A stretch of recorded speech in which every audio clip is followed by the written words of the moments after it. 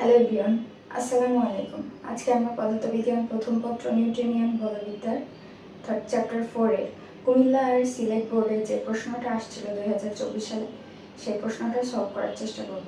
তো দেখো, আমাদের প্রশ্নটার উদ্দীপকে দেওয়া আছে দুইটা বস্তু, একটা বস্তু আর আর একটা বস্তু। তো এই বস্তু দুইটার অবস্থান দেওয়া আছে সংঘর্ষের পূর্বে আর সংঘর্ষের পরে।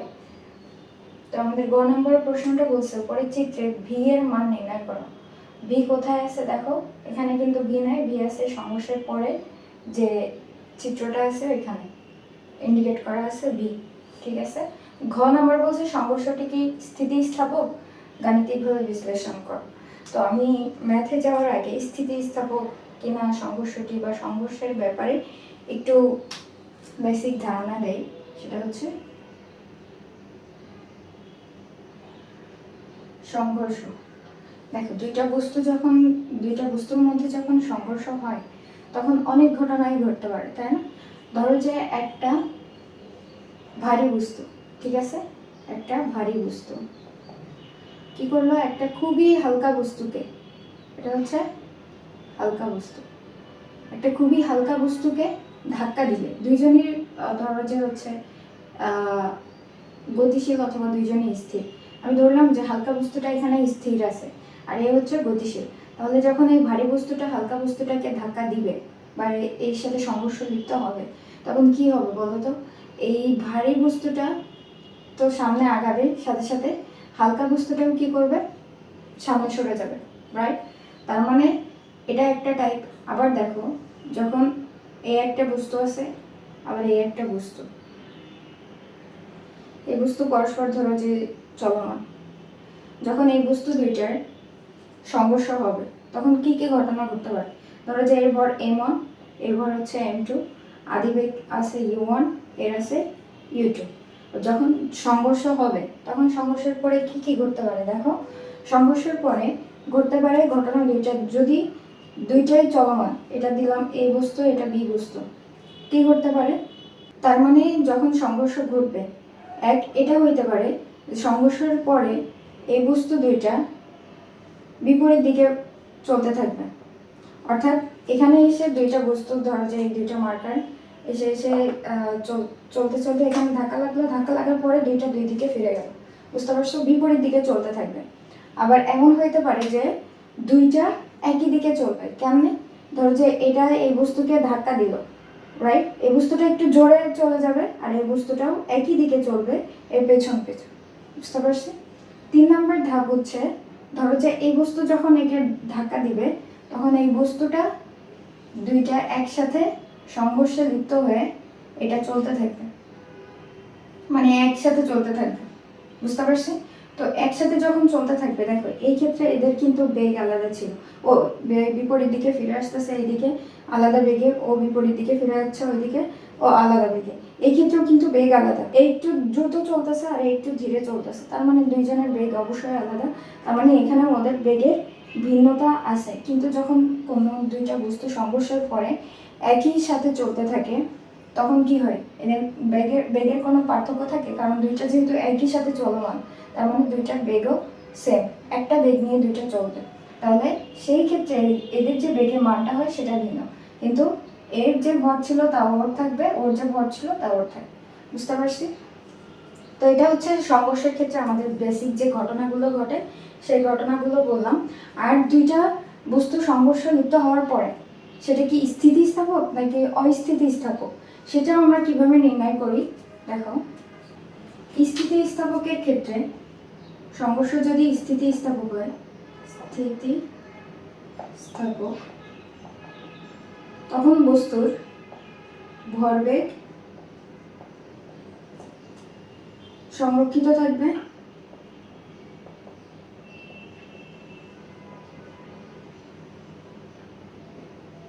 ভরবেগ সংরক্ষিত বলতে সংঘর্ষের আগে বস্তুর যে ভরবেগ ছিল, ধরো যে এই দুইটা বস্তু ছিল সংঘর্ষের আগে m1 m2, এরা যে বেগে চলমান ছিল এদের বেগ ছিল u1 প্রথম বস্তু বা এই বস্তু আর বি বস্তু দিলাম, আর এর বেগ ছিল u2। তাহলে ভরবেগ মানে কি? ভর আর বেগের গুণফলকেই ভরবেগ বলা হয়। তাহলে সংঘর্ষের আগে দুইটা বস্তুর ভরবেগের যে যোগফলটা সেটা হচ্ছে সংঘর্ষের আগে বস্তুর ভরবেগ। তাহলে সংঘর্ষের আগে বস্তুর ভরবেগ কি m1 u1, এটা হচ্ছে প্রথম বস্তুর ভরবেগ, প্লাস m2 u2। বুঝতে পারছি? এটা হচ্ছে সংঘর্ষের আগে বস্তুর ভরবেগ। সংঘর্ষের আগে এবং সংঘর্ষের পরে যে ভরবেগটা সেটা সংরক্ষিত থাকতে হবে। ধরলাম আমি যে বস্তু আলাদাভাবে চলবে, ঠিক আছে? এখন আমি দিকটা একই দিকে রাখতেছি।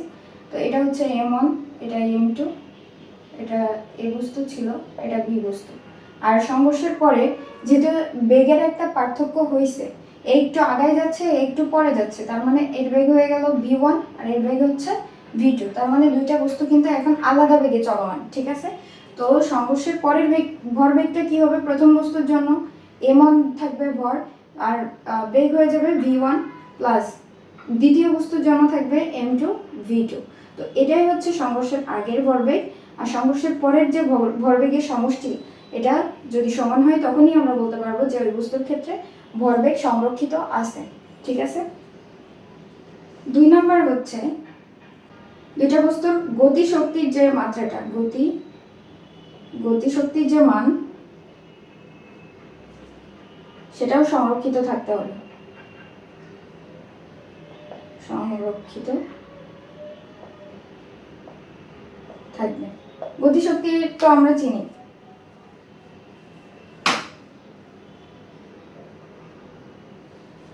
গতিশক্তির মানটা হচ্ছে সংরক্ষিত থাকবে। তার মানে সংঘর্ষের আগে যে গতিশক্তি ছিল দুইটা বস্তুর, তাদের সমষ্টি ইকুয়াল কি হইতে হবে? সংঘর্ষের পরে যে দুইটা বস্তুর গতিশক্তি সেটা। তার মানে দেখো, টোটাল গতিশক্তি সংরক্ষিত থাকতে হবে। তার মানে কি হবে? হাফ গতিশক্তি ফর্মুলা হাফ প্রথম বস্তুর জন্য m1 u1 স্কয়ার, প্লাস দ্বিতীয় বস্তুর জন্য half m1 u2 square, equal কি হওয়া লাগবে আমাদের?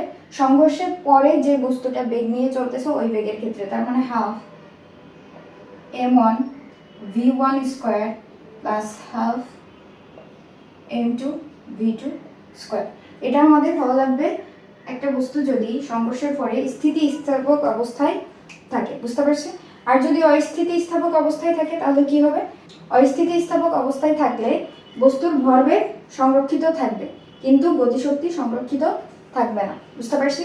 তার মানে যখন আমাদের প্রশ্নে আসবে যে বস্তুটি স্থিতিস্থাপক নাকি অস্থিতিস্থাপক, সংঘর্ষের পরের অবস্থাটা জানতে চাইবে, তখন আমরা কি করব?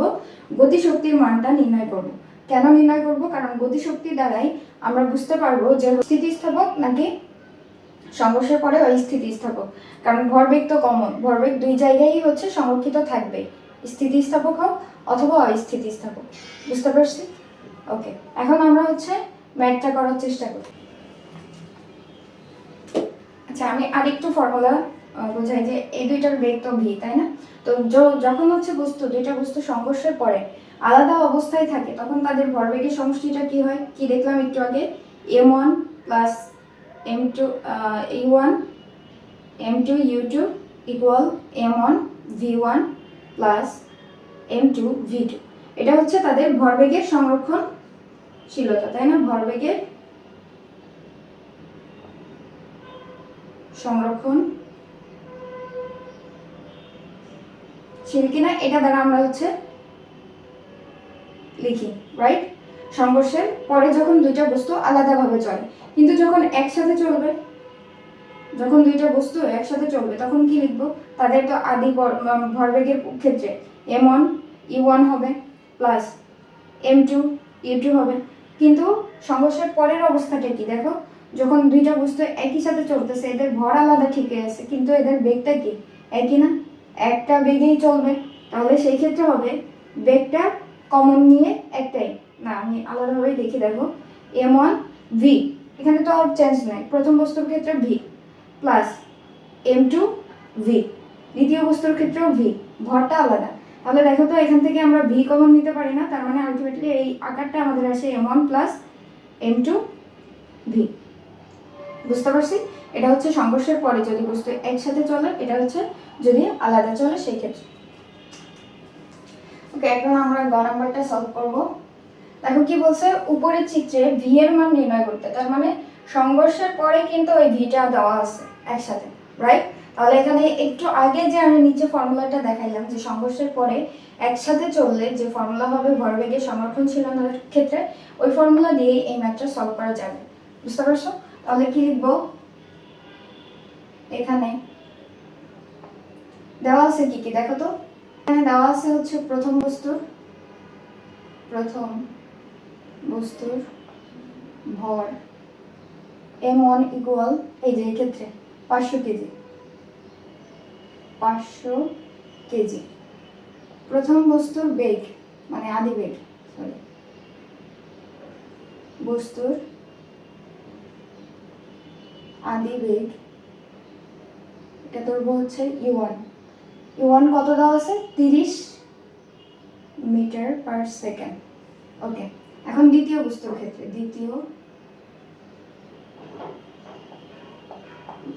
দ্বিতীয় বস্তুর ভর m2 ইকুয়াল কত দেওয়া আছে? 200 কেজি, 200 কেজি। দ্বিতীয় বস্তুর আদিবেগ u2 ইকুয়াল, দেখো তো দ্বিতীয় বস্তুর আদিবেগের এখানে কিন্তু 0 আছে, বুঝতে পারছি? তার মানে দ্বিতীয় বস্তুর আদিবেগ নাই, ওটা স্থির ছিল, তাহলে 0 মিটার পার সেকেন্ড। এখন আমাদের কি বলছে যে উপরে চিত্রে ভি এর মান নির্ণয় করতে। ভি কোথায় আছে? সংঘর্ষের পরে। তাহলে আমরা লিখব অতএব ভরবেগের সংরক্ষণশীলতা হতে কি জানি আমরা? m1 u1 plus m2 u2 equal, যেহেতু সংঘর্ষের পরে দেখতে পাচ্ছি একসাথে চলতেছে, তাহলে আমরা কোন ফর্মুলা যাব? আমরা m1 প্লাস m2 v, এই ফর্মুলাটা যাব, ঠিক আছে? এখান থেকে আমরা হচ্ছে v এর মানটাকে এক সাইডে রাখবো, বাকিগুলো অন্য সাইডে পাঠিয়ে দিও। তাহলে দেখো v এই সাইডে যদি রাখি এক সাইডে, তাহলে u এই m1 প্লাস m2 এখানে এসে ভাগ হয়ে যাবে। তাহলে দেখো কি থাকে আমাদের? m1 u1 plus m2 u2 by m1 plus m2। এখন মান বসাই দেই। m1 এর মান ছিল 500 কেজি, u1 এর মান হচ্ছে 30 প্লাস m2 এর মান ছিল 200 কেজি, u2 এর মান ছিল 0, m1 এর মান ছিল 500 প্লাস 200। তো দেখো এটা টোটালটাই 0 হয়ে যাচ্ছে 200 সাথে গুণ করে। বাকি যেটা আছে সেটা আমরা ক্যালকুলেশন করলে কি পাবো? সেটা পাবো হচ্ছে 500 গুণ 30 বাই 700। এটার মান আসবে 21.428 অথবা হ্যাঁ 428, 21.428 একক কি হবে? বেগের একক, তো মিটার পার সেকেন্ড। এটাই হচ্ছে আমাদের অ্যান্সার। খুবই সোজা ছিল আর ছোট ছিল কিন্তু এই ম্যাথ, বুঝতে পারছি? তো আমরা কি করলাম যে যেহেতু দেখলাম যে সংঘর্ষের পূর্বের অবস্থা সংঘর্ষের পরের অবস্থা আগে চেক করলাম যে সংঘর্ষের পরের বস্তুটা একসাথে চলতেছে, রাইট? এখানে দেওয়াই আছে চিত্রে, বুঝতে পারছি? তো সংঘর্ষের পরে যদি বস্তু একসাথে চলে সেই ক্ষেত্রে ভরবেগের সংরক্ষণশীলতার ফর্মুলা অনুসারে কি পাই আমরা? যে বস্তুর আদি ভরবেগ সমান বস্তুর যে সংঘর্ষের পরের ভরবেগ। তো এখানে বেগটা কি থাকবে? একটাই থাকবে, কারণ বস্তু দুইটা একসাথে চলমান। ওখান থেকে ফর্মুলা বসায় মানগুলো বসাইলে এই ম্যাথটা সলভ হয়ে যায়। আশা করি বুঝতে পারছি।